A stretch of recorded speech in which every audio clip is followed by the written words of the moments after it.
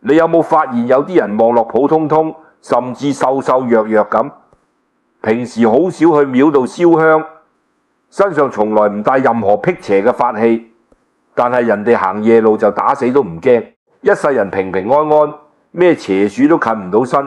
就連屋企人都跟住沾光。相反，有啲人家境富裕，有錢有勢，名貴嘅寶品天天食，金光閃閃嘅佛像天天拜，身上掛滿晒好貴開晒光嘅護身符，但係就喐啲生怪病，總係覺得屋企唔乾淨，陰氣重，夜晚風稍為吹一吹，門響咗一下就懷疑呢樣懷疑個樣，嚇到半死。呢個分別到底喺邊度？我哋嘅12生肖入面有呢5個生肖，天生就自帶一股浩然正氣同菩薩善根，連孤魂野鬼見到都要退避三舍。千萬唔好小看12生肖，嗰個係由老祖宗定落嚟嘅12地支，係宇宙運行嘅時空能量，係天地之間陰陽交替嘅密碼。你出世喺邊一年，你就會帶住嗰一年特有嘅一種天地正氣。好多年之前有一個做生意嘅老細，生得一表人才，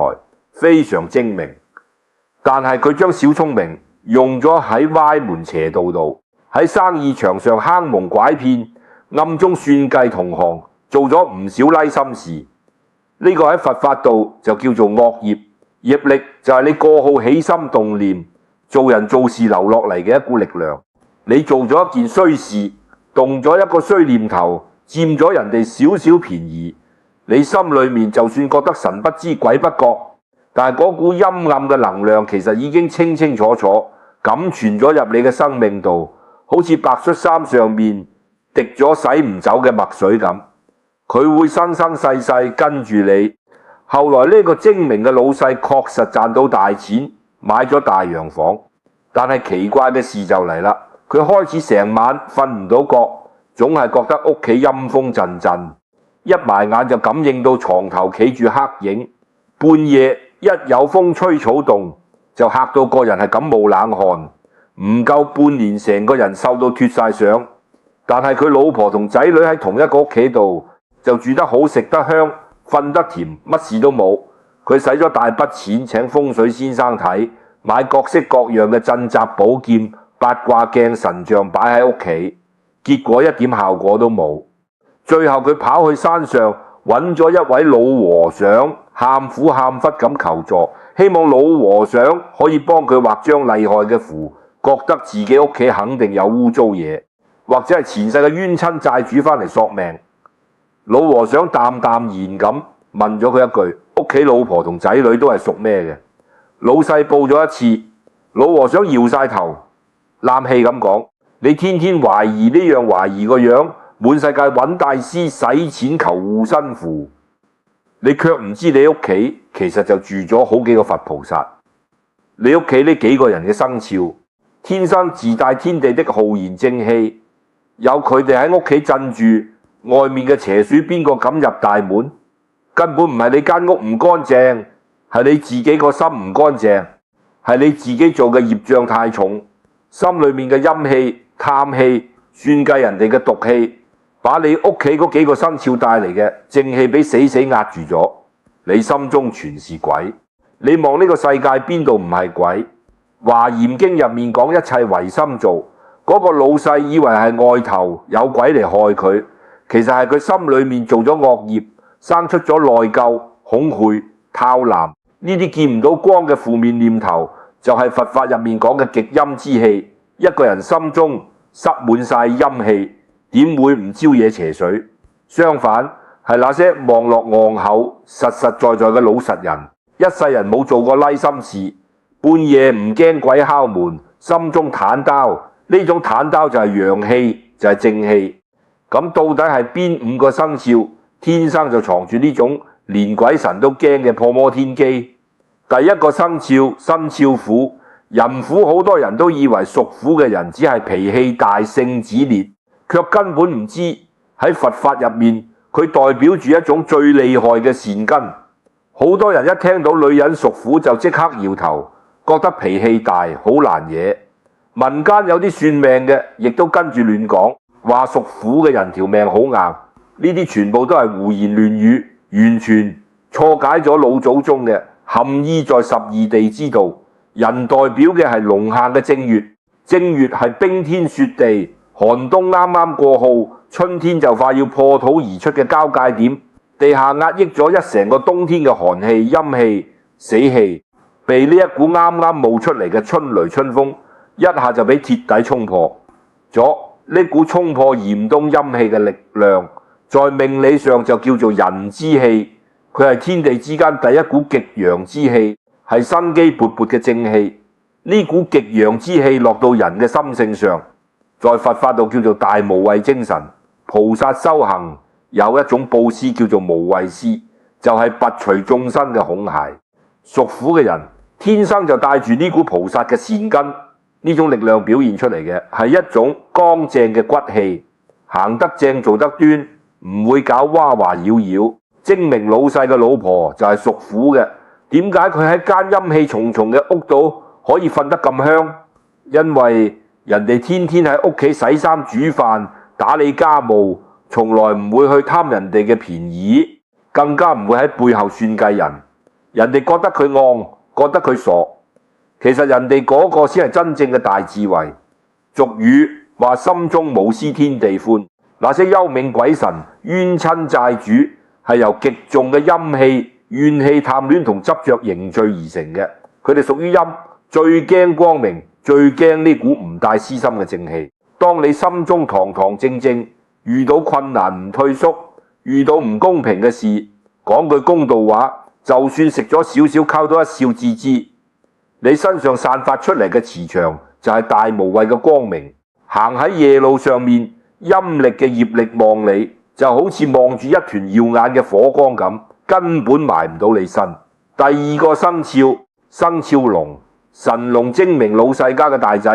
咁啱就係屬龍。好多人一聽到屬龍就覺得飛龍在天，自帶貴氣。學佛嘅人唔好去搞呢啲怪力亂神嘅迷信。老祖宗講嘅十二地支入面，神指嘅係朝早7點到9點呢個階段，喺呢個時辰，太陽完全升晒起身，把一成個夜晚嘅黑夜龍有鐵鐵底底咁撕開咗，陽光普照晴朗。所以命理上大等嘅人，天生骨子裏面就自帶一種唔沾染世俗爛事嘅清明。有一個村仔依山傍水，但係唔知點解村入面成日鬧怪事，成日有毒蛇蜈蚣爬入嚟，陰氣重到不得了，外人行入去心裏面都會毛骨悚然。村民們天天去拜神求土地，搞到烏煙瘴氣，一點用都冇。後來有一位老修行經過，一語道破，村入面招引毒蟲，陰氣重，根本唔係風水唔好，係你哋咧幫人心理嘅毒太重啦。佛法度講人心有5毒，貪嗔癡慢疑。呢個村入面嘅人天天為咗幾條地界打到頭破血流，東家長西家短咁斤斤計較，滿腦子都係貪戀、怨氣同埋互相猜忌。呢啲毒氣喺心裏面發酵散發出嚟嘅磁場，就係極陰嘅惡臭。毒蛇蜈蚣最中意咩？就係中意呢種陰暗腐敗嘅氣場。點樣解心裏面嘅毒？呢個就需要用到神龍所代表嘅佛法善根、般若大智慧。般若唔係話你呢個人有多聰明，多會揾錢算計，嗰個叫做細智逆聰，係小聰明。真正嘅般若係可以看穿事物本質嘅大智慧。有大智慧嘅人一眼就可以看穿呢啲全部都係因緣和合、緣起性空嘅嘢，過眼雲煙啫，唔會同衰人糾纏，唔會同衰事計較。你唔再糾結，放得落，心裏面嘅怨氣、貪氣就自然而然消散。五毒一消，心量一打開，就好似朝早7點鐘嘅太陽出嚟咁，何等清明。一個人心中乾乾淨淨，冇毒氣，那些幽冥邪水見到你避都避唔及。第3個和，第4個生肖，生肖雞，酉雞與生肖狗。戌狗一天12個時辰入面，最危險、最非常容易出問題嘅，其實係日頭同黑夜交替嘅嗰2個待定關口。老話講嘅逢魔時刻，喺呢個陰陽交界嘅骨折眼上，必須要有護法門神返嚟把守。呢個就引出咗酉雞同戌狗，唔好用世俗嘅眼光，把佢哋當成家禽家畜。呢個講嘅係天地嘅能量場，有時係下晝嘅5點到7點，太陽啱啱落山，陰氣開始向上，雞係返嚟做咩嘅？民間常講金雞報曉，唔管黑夜幾漫長幾黑，只要公雞一啼鳴，太陽就要出嚟啦，黑暗就一定要退散。所以酉金呢個地支天生自帶一種破曉嘅屬性，呢種能量落到人嘅心性上，對應住佛法入面嘅一個大智慧，叫做一念覺醒。好多人心中都裝滿晒過好陳年爛谷子嘅事，諗翻起生前受過嘅苦，或者人哋講過唔好聽嘅話，心裏面就開始發抖，愈諗愈氣愈委屈。呢個就係念頭跌咗入黑暗度，陰氣就盤重住你。但係如果你可以做到一念覺醒，亦即係話念頭轉得快，上一秒仲喺度好嬲，下一秒心裏面即刻警覺，哎呀，我做咩又喺度起煩惱啦？呢啲都係我自己嘅業力牽引啫。算啦，放低啦。佛法講不怕念起，就怕覺遲。痛苦嘅念頭冒出嚟唔可怕，可怕嘅係你跟住佢跑，你念頭只要一轉，心裏面嗰驟覺悟之燈一靈，就好似金雞報曉咁，原本照喺身上嘅陰氣、怨氣、衰氣，嚓一聲就散晒。率時係夜晚7點到9點，天鐵底黑晒，陰氣開始掌權。呢個時候需要守門。狗嘅天性係忠誠、看家護院，對應到命理上，戌就係把守陰陽界限最後嘅一道防線。佢喺佛法修行度代表住持戒。佛法修行嘅基礎係戒，真正嘅戒係你心裏面嘅底線同規矩。睇下身邊那些踏踏實實嘅老實人，唔管屋企幾窮，絕對唔會賺黑心錢；唔管幾葡萄人哋，絕對唔會攞唔屬於自己嘅嘢。就算冇人見到，心裏面都有一宗情，呢個就叫做持戒。佛法度有一個詞叫做八識田，就係每個人生命深處嘅一個大倉庫。你呢世人做過嘅好事衰事，起過嘅善念惡念，全部都會好似種子咁存喺呢個大倉庫度。嗱，喺邪鼠鼠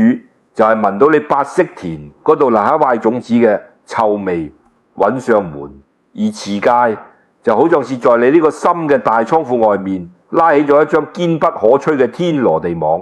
你心中有規矩，做事有底線，外面嘅那些污糟嘢霉氣就被呢張無形嘅戒網死死擋喺外面。第5個生肖，生肖馬。午馬精明老世家嘅細女就係屬馬，喺12地支度，午代表正午，亦即係中午嘅11點到下晝嘅1點。夏天嘅中午，太陽定喺正頭頂，係全日當中陽氣最鼎盛、最濕熱嘅時候。所以命理上帶午火嘅人，天生骨子裏面就帶住一股純陽嘅生命力。呢股午火嘅純陽之氣，在佛法度對應嘅係菩薩六道入面嘅一個核心。精進，精進唔係話一天到晚曬埋喺房度唔食唔飲咁，敲木魚念佛。佛法講嘅精進，係生命裏面嗰股永遠唔會被踩低、自強不息嘅精氣神。好多50、60歲、70、80歲嘅老人家，稍為有少少唔舒服，或者屋企遇到少少唔順心嘅事，即刻就冧晒，天天躺喺床度躝氣，怨天尤人。呢個喺佛法度其實就叫做幽冥鬼魅役身。幽冥代表嘅就係停滯懶惰、陰暗同埋躝氣。一個人天天唉聲冷氣，乜都唔想做，身上嘅氣場就鐵底沉咗落去，陰氣、病魔、霉運，最中意呢種死氣沉沉嘅身體，即刻就全部聚晒過嚟。相反，懂得精進嘅人，好似我有個就快80歲嘅老友記，條膝頭哥唔好關節痛，佢每日朝早堅持起身行到就慢慢行，行唔到就在院子度打太極，幫老伴摘客菜，自己揾啲事情折騰，遇到挫折唔抱怨，永遠在行動。就算只係掃客地出一身微汗，佢心裏面都係歡喜嘅。呢個就叫做精進，亦即係易經度講嘅天行健。君子以自強不息。當你個人動起身，當你心裏面嗰股唔服輸，無論如何都要好好生活嘅。勁頭提返上嚟嘅時候，你身上嘅五火就被點燃咗。呢股純陽之火一燒起身，你身上那些因為懶惰、抑鬱、委屈積聚落嚟嘅陰寒之氣，一瞬間就會被消融晒。大家一定要死死記住一個極其簡單嘅生活常理：火能克寒。你呢個人愈係喺生活度折騰，愈係保持奮發向上嘅勁頭，愈係維持對生活嘅強烈熱愛，你身上嘅陽氣就會愈足。先天不大，後天如何？借假修真。如果你同你屋企人都唔熟呢5個生肖，係咪就冇浩然正氣護體啦？佛法最核心嘅一句話叫做萬法唯心造，條命係可以改嘅，氣場係可以換嘅。先天唔大，後天可以用一招極其厲害嘅修行法門，叫做借假修真。唔管你熟咩，只要在打後嘅日常生活度照住以下5條去做，你就可以深深刻刻咁把呢5股連神都驚嘅力量全部借到你自己嘅生命度，在後天養出強大嘅氣場。一，遇到困難唔退縮，養你嘅人虎之氣。事情嚟到避唔到咁就唔好避。佛法講因果，呢啲都係爭落嘅債，債主到咗我返嚟還就係啦。驚咩？把腰桿挺直，歡喜承受，呢個就係消業障。當你心裏面生出呢股擔當嘅硬氣，你心裏面嘅陽氣一下子就燃起嚟啦。而唔同衰人計較，養你嘅神龍之氣。親戚借錢唔還，隔鄰鄰舍佔便宜行街俾人話，唔好記恨，一記恨，心裏面嘅5毒氹親黐萬兒，全部翻江倒海，陰氣直無，用般若大智慧去破。遇到衰人就把佢當成修行路上嘅一陣風，一塊石頭，風吹以往就冇咗，石頭繞以往就得啦。你唔計較唔手鏈，心境就拔高咗。呢個叫做神龍見首不見尾，衰人衰事根本把握唔到你。3，每日早起唔賴床，養你嘅有雞之氣。好多老人家朝早5、6點鐘醒咗之後唔肯落床，在床度乾等，呢個時候最容易胡思亂想傷心事。呢個叫做無明煩惱，在黑暗嘅房度躺住殺想，嗰個係極陰嘅磁場在消耗你，就即刻坐起身，把燈打開，窗幔拉開，讓光線照入嚟，身體一動光一照，腦袋到那些陰暗嘅念頭一下子就斷咗。呢個叫做金雞報曉，破除黑暗四，守住底線唔貪便宜，養你的率狗之氣。平時好慳，但係一見到超級市場打折或者出面那些推銷保健品嘅地區，話免費攞雞蛋就跑得快過邊個？為咗佔個小便宜，同人推搪爽，甚至被騙走晒啲棺材本。貪係生命度最大嘅一道烈火，你心中一貪，你嘅八識田就漏風啦。率狗代表持戒守規矩，唔係我嘅嘢1分錢都絕對唔要，來路不正嘅便宜絕對唔沾。買菜人哋找多咗錢退返俾人，你平時把呢條底線守到實一實，就有咧天羅地網。外面嘅邪氣、霉運、騙子，全部都被當在外面。5，堅持活動流汗，保持精進，養你哋5馬之氣。人老咗愈唔動，身上嘅氣血運行就會愈發停滯。那些因為衰老同疾病所產生嘅死氣，就會全部淤積在身體度。雙腳唔方便就在屋企手拿抹布抹客台掃下地。可以出門嘅就堅持每日去公園慢行2圈甩下手臂。只要讓自己嘅身體每日都維持一定嘅活動量，最好可以讓背脊微微出一層薄汗。呢啲微汗代表住你身體度嘅5火之光真正被燃燒起身，佢透過熱量把你體內長期積聚嘅那些陰寒之氣、衰氣透過汗液全部逼晒出去。最高級嘅辟邪唔係你隨出面揾厲害嘅和尚道士同你畫符，係你自己做自己八識田嘅守門人，唔讓那些壞種子發芽，天天用心水去就灌那些好種子。你心裏面光明咗，你成個人就係一尊發住光嘅佛菩薩，幽冥鬼魅，根本唔敢行近。佛法度講，你光是把自己管好，嗰個叫做獨善其身，係小乘真正嘅大乘佛法，真正可以俾你俾全家俾子孫後代積聚大福報嘅，係最後呢4個字，自利利他，亦即係最高級嘅修行法門，法布施。金剛經入面佛陀講得清清楚楚，如果有一個人手拿滿3000大千世界嘅七珍八寶去布施救濟窮人，呢個福報極大。但係呢個仲不如你同人哋講一句佛法嘅功德大，因為救人救到底，救心才是真。你今日聽明白咗，心裏面亮堂晒，但係身邊係咪仲有好多老姊妹老哥們親戚朋友正躺在床度攬氣，為仔女嘅爛事愁到瞓唔到覺，周圍使冤枉錢買護身符，佢哋心裏面正被陰氣同魔障折磨緊。你動一動手指頭，把呢啲充滿正能量嘅道理同智慧分享轉發俾佢哋，呢個唔係話熱鬧，呢個就係你在行菩薩道，你在度人。贈人玫瑰，手有餘香。如果你嘅一個老友記因為明白咗呢啲道理，心裏面嘅怨氣一下子放低咗，念頭轉咗過嚟，少生咗一場氣，少做咗一個惡業，咁就等同於你親手把他從陰暗嘅泥潭度拉咗一把。呢份無量嘅功德、救人慧命嘅福報，全部都會記在你嘅心上，最終全都會回向到你同你嘅家人子孫身上，保佑你哋平安晚年安康，家宅清淨。